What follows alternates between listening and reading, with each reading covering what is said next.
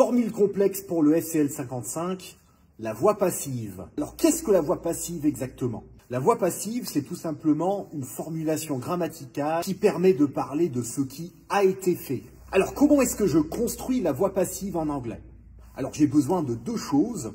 J'ai besoin du verbe to be, avec la forme qui va bien, et j'ai besoin de ce qu'on appelle en français le participe passé, qu'on appelle aussi la deuxième forme du passé. Pour savoir comment faire ma formule, j'ai besoin de savoir si c'est quelque chose qui a été fait à un moment précis, qu'on précise, ou si c'est quelque chose qui a juste été fait, mais sans préciser quand. Alors, si c'est quelque chose qui a été fait à un moment donné du passé, à ce moment-là, je vais passer par was. Et ensuite, je vais mettre mon participe passé. Donc, par exemple, le site Lingaero a été créé en 2014. The Lingaero website was created in 2014.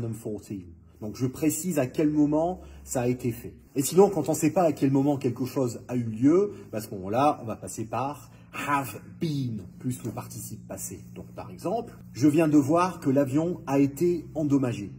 I've just seen that the aircraft has been damaged.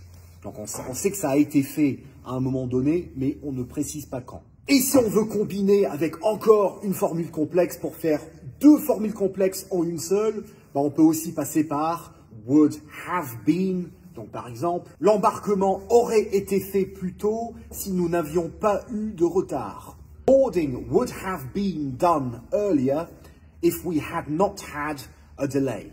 Alors, autre utilisation de la voix passive en anglais, c'est pour traduire les formules en français avec on ou alors avec il est, plus un participe passé.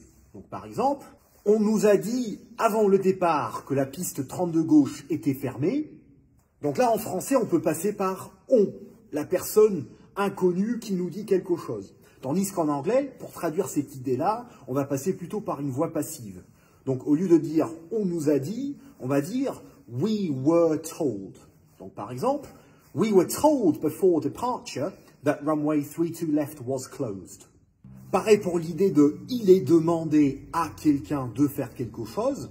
En anglais, on va dire plutôt « les gens are requested to quelque chose ».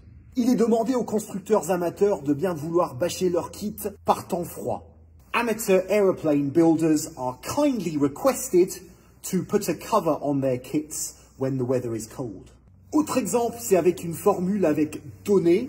En anglais, pareil, on va utiliser la voix passive pour formuler la phrase dans l'autre sens. Donc, par exemple, des housses d'hélice vous seront remises pour éviter les problèmes de pale pendant l'année. You will be given propeller covers to avoid problems with your blades during the year. Donc, quelques exemples de comment placer des voix passives dans des exercices type style FCL 55. So in this photo, I can see an aeroplane which has been struck by something. Donc pour une photo, en général, on va passer plutôt par la forme avec have been, parce qu'on ne sait pas quand la photo a été prise, donc on est forcément dans l'indéfini. So in this photo, we can see luggage being loaded onto an aircraft. Donc ici, c'est quelque chose qui se passe en même temps qu'on regarde la photo. Donc là, on peut rester au présent avec ing. Donc be plus ing marche aussi avec la voix passive. Voilà donc quelques exemples de comment utiliser la voix passive, qui est une des formules complexes requises pour le FCL 55. J'espère que cette vidéo vous a plu. Retrouvez l'intégralité des exercices sur lingaero.com. Bon vol à tous et à très bientôt. Au revoir.